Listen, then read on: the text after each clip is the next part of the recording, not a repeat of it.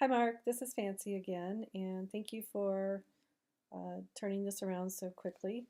So I zoomed out again so that I can see your image a little bit more clearly, and I really like what you're starting to do with these. I guess this is what Linda would call visual pathways. So you have these single visual pathways for each of the six color or hues represented in the piece. Um, Now you can see how they're like these mid values that seem to grow out of the lighter values and kind of interrupt these darker values. You could also, so you've got all the movement moving into kind of the middle of the composition.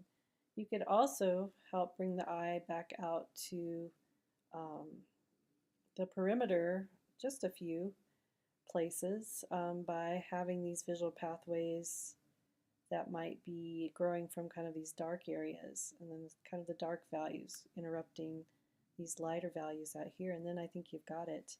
I think these are more interesting than these, honestly, and I think this is moving in a more interesting direction than this. So why don't you try working a little bit more with these visual pathways? You can see how they are unified because they're similar. They're the same width. Um, they're the same. They have these kind of pointy.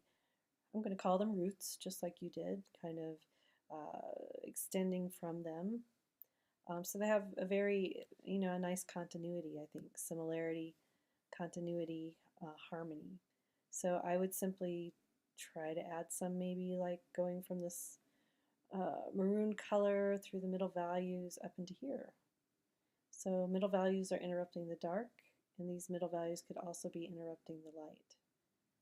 You're really close because my comments are even shorter this time. All right.